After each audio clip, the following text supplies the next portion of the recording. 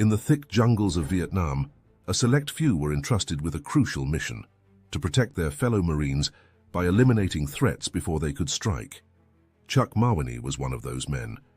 Quiet, focused, and highly skilled, Mawhinney would go on to become the most successful sniper in Marine Corps history.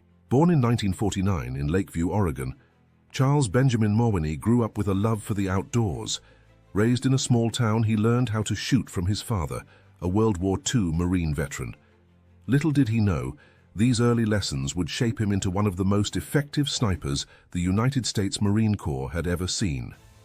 As a boy, Mawhinney was taught the importance of discipline and patience, honing his skills in hunting. He found peace in the quiet of nature, far from the bustling world. But fate would soon take him far from the woods of Oregon to the deadly conflict in Southeast Asia. In 1967, at the age of 18, Mawhinney enlisted in the U.S. Marine Corps. His natural talent with a rifle soon earned him a spot in the elite Marine Scout Sniper program. By 1968, he was deployed to Vietnam, where the war was at its most brutal. Snipers were a critical part of the war in Vietnam. The jungle was unforgiving. You couldn't always see the enemy, but they were there, lurking, waiting. Snipers like Mawhinney were our eyes and our defense. He wasn't flashy or boastful, he just did the job, and he did it well. Mawhinney's sniper missions were carried out in the Quang Nam province, one of the most dangerous regions of Vietnam. He was tasked with ambushing enemy patrols, providing overwatch for his fellow Marines, and eliminating high-value targets.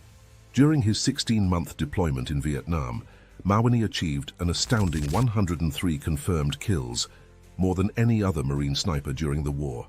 His patience and accuracy made him lethal. Mawhinney didn't rely on brute force. He relied on calculation, precision, and an understanding of the enemy's movements. But Chuck Mawhinney's skill was not just in how many enemies he killed. His real talent lay in his ability to remain completely undetected, even when deep in enemy territory.